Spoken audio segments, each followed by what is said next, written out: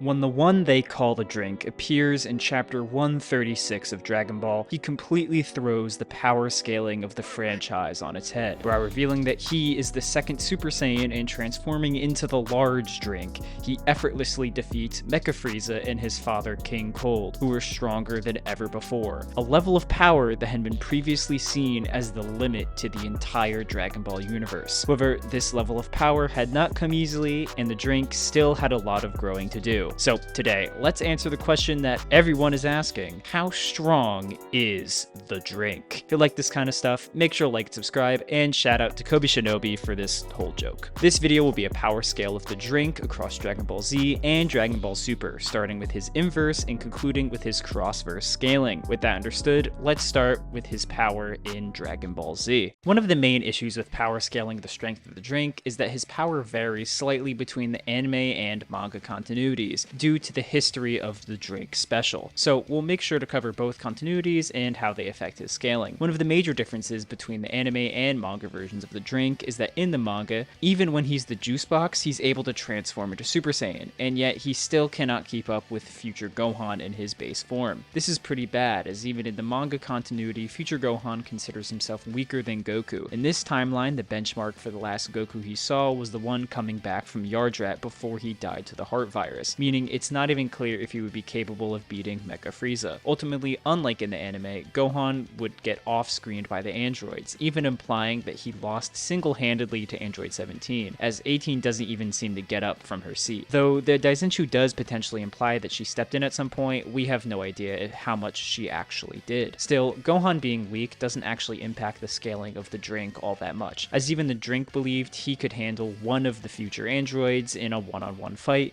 but would just get overwhelmed in a 2v1, which means he already surpassed his mentor. This boost in strength actually likely came from a Zenkai that he got from nearly dying to the androids, which is another off-screen fight we only see in the anime. Though the manga version could have gone totally different, we really don't know. Even with having surpassed Gohan though, in the present day, he gets effortlessly defeated by even one present day android, showing that the gap in power between the past and future versions of the androids is massive. With Cell also becoming a threat, the drink has no choice but to enter the time chamber and train with his father, the Cup. Now, the scaling of the Cup in the Android Saga is pretty interesting, as at this point in the story, he is actually stronger than his son, according to Kami, meaning it's likely he could have defeated the future versions of 17 and 18, or at least gotten a lot closer than the drink did. Arguably, in the manga and verbatim for the anime, he actually has the same power level and strength of Android 18, but simply doesn't have the infinite stamina like they have. Keep this in mind while we talk about the time chamber. While in the time chamber, both the drink and the Cup increase their power significantly compared to before, according to 16, and this is while in their normal Super Saiyan states. While the Cup implies the drink is weaker than him, we see that for all intents and purposes, they're exactly the same, as the drink can keep up with him, tank his attacks, and even damage his father. This is insanely impressive, as the drink not only had to close the initial gap between him and the Cup in power that existed before going into the time chamber, but then keep up with the massive power increase the Cup gained over the year of training. This is all without mentioning Super Saiyan Grade 2, which is a far more powerful version of Super Saiyan, giving some multiplier to stats that's even greater than the 50 times of normal Super Saiyan, which was enough to make semi-perfect Cell confident to getting completely bullied. Of course, Cell becomes perfect and beats the Cup, forcing the drink to intervene and reveal Super Saiyan Grade 3,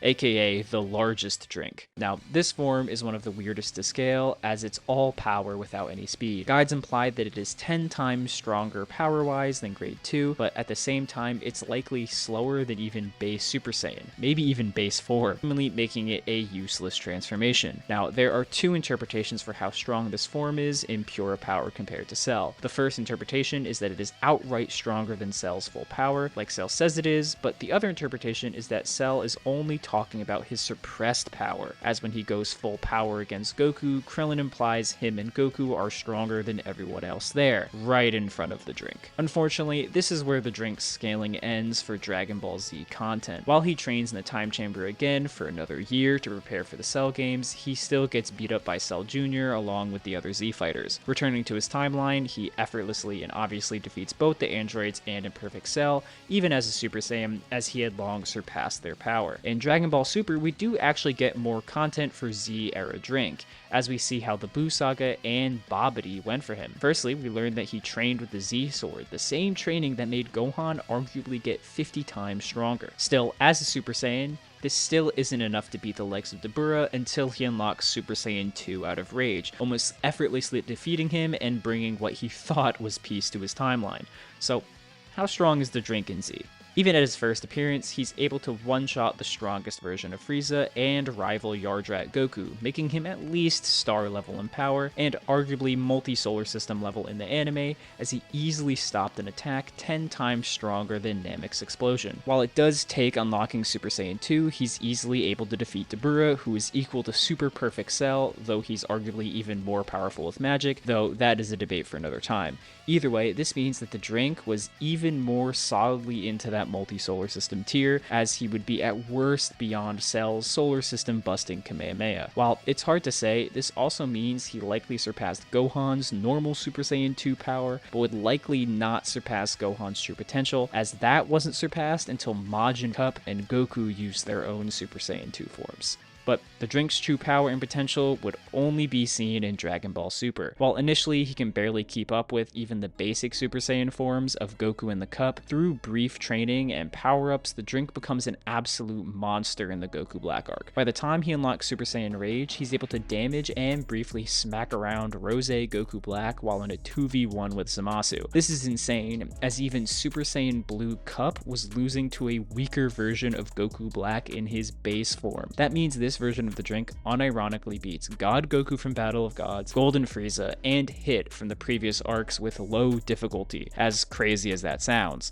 But the Drink's power doesn't stop there, as he's even able to fight against the fusion of Zamasu and Goku Black, and with the Spirit Bomb able to completely destroy his body, something not even Vegito Blue's full power was able to do only moments before. I don't think I need to expend too much time going over how insane it is that just by locking in a little bit and getting a tiny Spirit Bomb, the Drink is able to surpass God-level fusions. Now, I know from a writing standpoint, it is completely unjustified that the Drink got this level of power, but I want to ask you this. Have you considered that he's the Drink? That he's liquidity?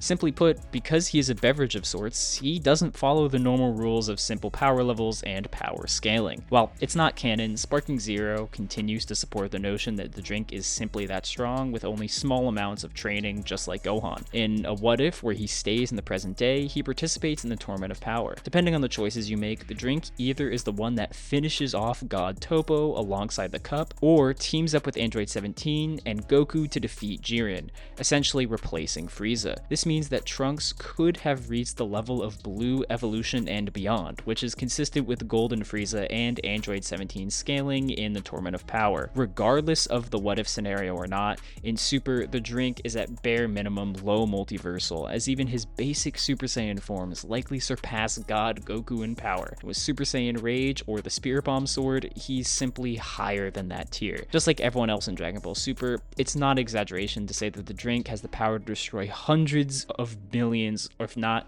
billions, of universes with this power. That's one big Drink.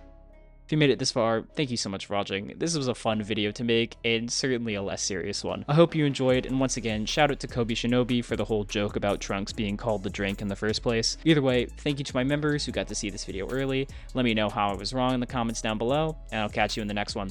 See ya.